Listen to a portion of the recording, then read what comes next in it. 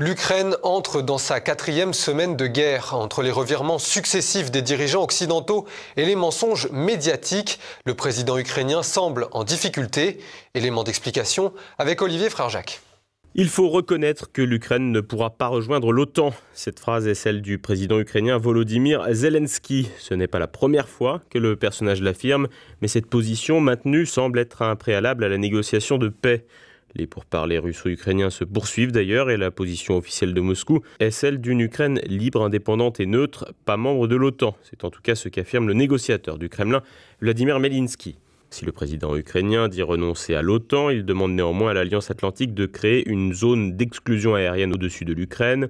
Il galvanise également ses troupes, qu'il encourage à prendre les armes et dénonce la mollesse occidentale qui ne viendrait pas suffisamment en aide militairement à son pays. Une position légitime pour un chef d'État et pour la défense d'une nation, mais également une rhétorique qui a des accents de dernier survivant, protégeant le bunker au milieu des ruines. Le destin du chef d'État ukrainien sera d'ailleurs à regarder de près après la guerre.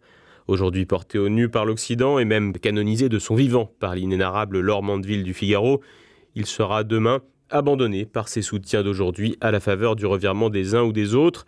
La caste médiatico-politique fera alors mine de s'intéresser aux vilaines casseroles du personnage et de son entourage.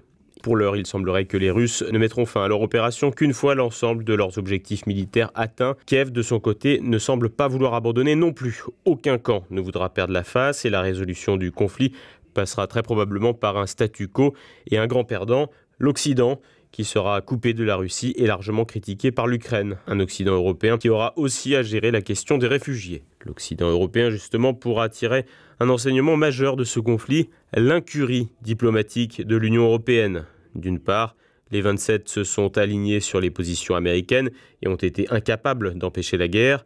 D'autre part, l'Allemagne a profité de cette crise pour commander des avions américains plutôt que ceux de ses partenaires. Et enfin, cerise sur le gâteau, 3 premiers ministres, ceux de la Pologne, de la Tchéquie et de la Slovénie, sont allés à Kiev de leur propre chef, alors qu'ils n'avaient pas évoqué ce déplacement lors de la réunion des 27. Derrière l'échec diplomatique européen, les États-Unis manœuvrent. Perdu dans son carcan mental soviétique, le Sénat américain a adopté une résolution à l'unanimité condamnant Vladimir Poutine comme criminel de guerre.